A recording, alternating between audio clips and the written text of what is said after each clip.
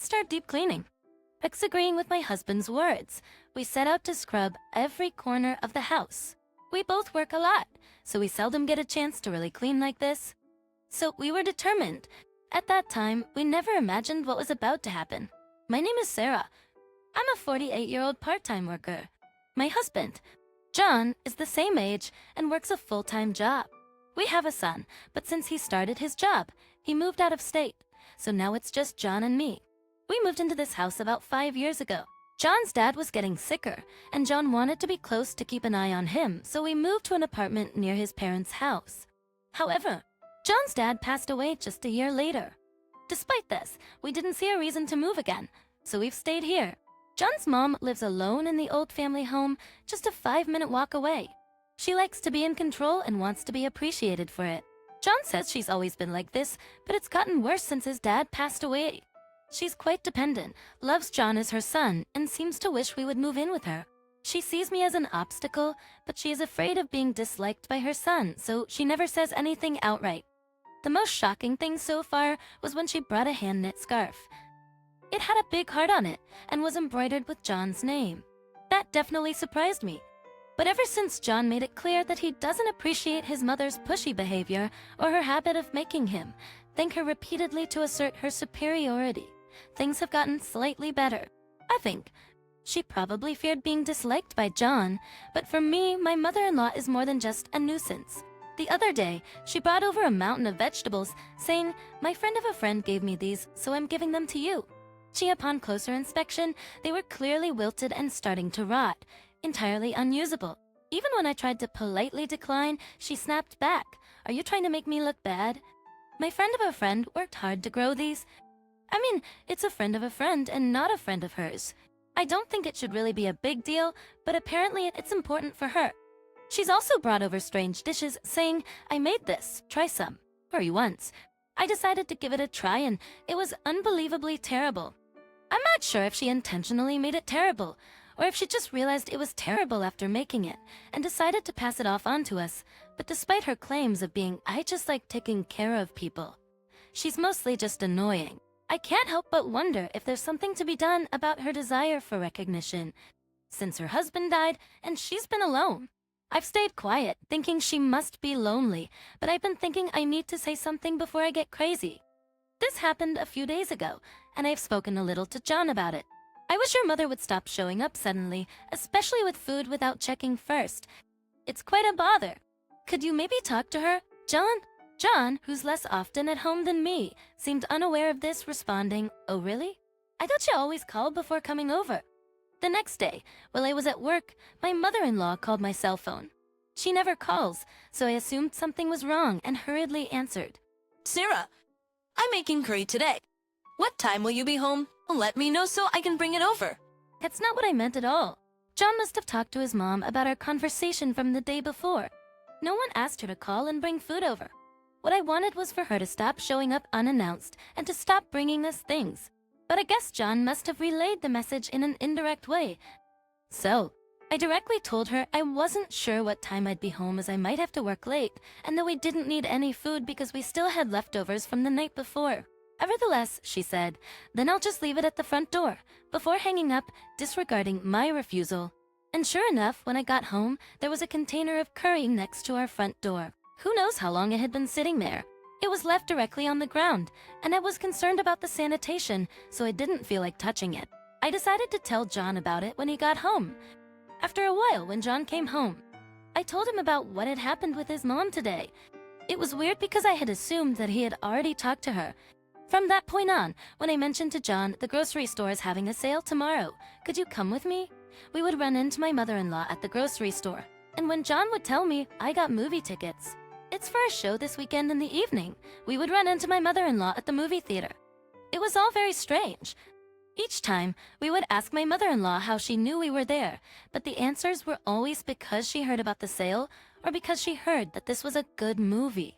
I'm afraid that she might see my iPhone while I'm away, so I try to hold it wherever I go, but my mother-in-law's frequent visits didn't stop. John and I talked about how creepy it was, but we still had no idea the reason. Then the day came when we started spring cleaning.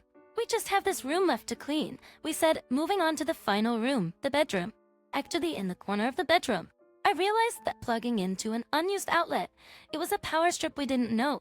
We knew the outlet was there, but we seldom used it because we don't need many power outlets for the bedroom. And yet here was this unfamiliar power strip. John and I looked at each other, puzzled, and wondered, what's this? John then picked it up and pulled it out. As he examined the unplugged power strip, his face went pale. I frowned, unsure of what was going on, and looked at him. John set the power strip down and gestured for me to leave the room. Once we stepped into the living room, John said in a hushed voice, "This might be a bug." What? Taken back by his unexpected words, I furrowed my eyebrows. John asked me again if I recognized the power strip, but I had no recollection of it at all. Come to think of it, we had watched a TV show together recently, and it mentioned that power strips were commonly used for planting bugs. And if there was indeed a bug in there, that would mean someone had been in our bedroom. But who? And why? We exchanged glances, wondering if we should report this to the police. I was confused with a mix of discomfort and fear, but then the doorbell rang. It was my mother-in-law. "Here, this is a sweater for you. John, it's getting colder these days. This will keep you warm, so make sure to wear it," she added. "It would be troublesome if you catch a cold again, and that made me confused." We were in the middle of deep cleaning, and once it was done, we planned to wax the floor. The wax would take over half a day to dry, so we told my mother-in-law we were planning to stay elsewhere for the night and asked her to leave. After she left, Judge John and I discussed, and it turned out he was thinking along the same lines. I wonder, should we report this to the police, even if it is family? I asked him in a low voice, but John looked conflicted. It's just that if we call the police over this, it would be embarrassing for the family, and we don't know the purpose. We had suspicions that my mother-in-law might be the one who had planted the bug. We had numerous questions, like how she could have entered and planted it, or why she would do such a thing. But lately, my mother-in-law had a tendency to appear at the locations we were discussing in our bedroom. And like her comment about John's cold, something we hadn't directly told her about made us suspicious. We assumed that my mother-in-law was the perpetrator and discussed how we could gather evidence to either confront her or call the police. After discussing various possibilities, John seemed to have an idea and said, "Leave it to me." Then heading off to the bedroom, John took the bug to another room and plugged it into a power outlet. He then covered it with a newspaper and pointed a fan towards it. I was puzzled, but John explained it to me. By covering it with a newspaper and blowing air at it, a rustling sound would be picked up by the bug. Anyone listening would surely think it had malfunctioned. If they thought it was malfunctioning, they would either retrieve it or try to plant another one. Let's see what happens over the next few days. If my mother-in-law found some excuse to visit and managed to get into our bedroom without us noticing, then we could catch her and confront her. Though he had said we should watch for a few days, the incident happened quicker than we had expected. We had told my mother-in-law earlier that we would be out for the night, but due to these unexpected events, we decided to skip the floor waxing, canceled our plans, and stayed home. Then, in the middle of the night, we heard the front door unlock. Surprised, John and I looked at each other, and then the bedroom door opened. I seized the moment and turned on the light. There stood my mother-in-law. "Hudson, weren't you supposed to be out for the night?" Stunned, my mother-in-law spoke up. "I canceled our plans." I told her, "We found a bug in our home." We had tweaked it a bit to make it seem like it had malfunctioned, so I thought maybe the perpetrator would come to check on it. With that, my mother-in-law took a step back. However, John was not going to let her get away so easily. He took the key to our home from her hand. "We never gave you a spare key, did we?" At John's words, my mother-in-law turned pale. "So, I thought you'd sneak into our bedroom during your visit, but instead you entered with a spare key and planted the bug. Is that it?" I glared at my mother-in-law. "What is a bug? What are you talking about?" "Playing dumb. I went to get the bug. I covered this with newspaper and pointed a fan at it. If you were listening, you'd have heard a rustling sound. You thought it was malfunctioning and came to check on it, didn't you?" I spoke with a firm tone, but my mother-in-law simply looked away without saying a word. I'm getting angry. It's quite absurd, but it seems there are people who bug others as part of their bullying. Oh, you looking at my weak spots? Or did you want to know more about John? Or maybe you missed him. But you heard us talking about where we were going, and that's why you often ran into us out and about, right?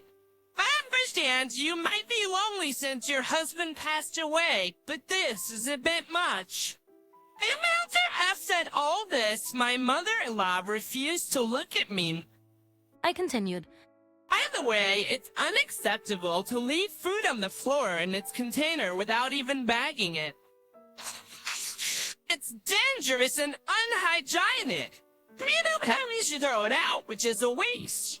Also, we can't use all those vegetables you bring that are on the verge of spoiling. Where's the S for eating? X. John, who had been listening all this time, started to nod, then opened his mouth.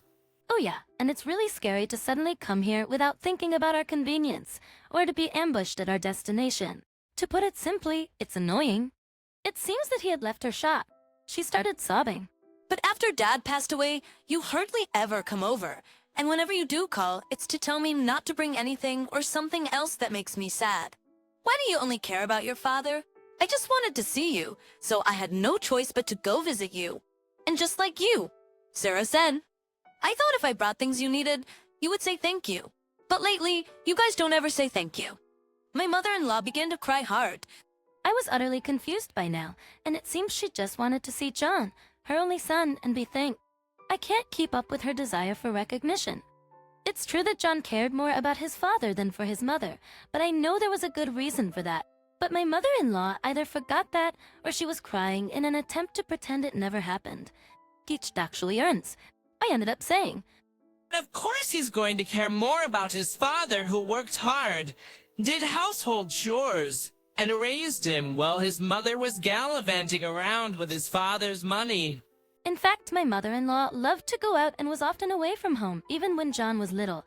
It seems his father thought the presence of a mother was necessary, so he never opted for divorce, but John clearly stated that the person he was grateful for was his father. I don't know if his father ever noticed, but according to John, my mother-in-law even had affairs. As she got older and her husband died, leaving her with less money spent freely, the men who used to spoil her no longer paid her any attention.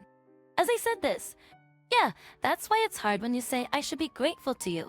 We were actually thinking of moving after Dad passed away, but Sarah was worried about you since you are old and suggested we should at least check on you from time to time. That's why we're still here. Aren't you the one who should be grateful? Then, my mother-in-law started to sob again, repeating how lonely she was. In response, I found myself saying sternly, if you're lonely, does that mean it's okay to break in, install bugs, and commit crimes? Then my husband chimed in, embarrassing as it is to say, I think we might have to involve the police. She hasn't even apologized. At that, her sobbing stopped abruptly. No, that's not what I meant. I'm sorry. I'll apologize, so please, don't call the police. Her antics started to look quite ridiculous, and I couldn't help but laugh. Oh, what do you mean? It's strange to make a copy of the key without permission. It's definitely creepy. I can make greedy cut all ties moving forward. And my husband showed her the door, telling her, if you don't want us to report this to the police, the least you can do is stop bothering us. After that, we discussed and decided to move. Of course, we didn't tell my mother-in-law where we were going, and we didn't even tell her that we would move. In fact, my husband had been contemplating a promotion that would require moving to the next county for a while now. With this recent event, we decided to accept it. When we didn't report my mother-in-law to the police, she handed us money, saying it was compensation for the trouble she had caused, and she said that the issue was over. We took the money, but still severed all ties with her, making it official with documents drawn up by a lawyer. After we moved, we heard that my mother-in-law had become depressed, but we saw it as karma. We weren't here to fill up with her desire for recognition. Our new home was close to where our son lives, so we get to see him more often. Well, our son is important to us. He's an adult now. I can't understand why my mother-in-law would be so obsessed with her adult son. Speaking of our son, he's mentioned he's thinking of getting married, which I'm looking forward to. Using my mother-in-law as an example, I intend to do my best to build a good relationship with my future daughter-in-law,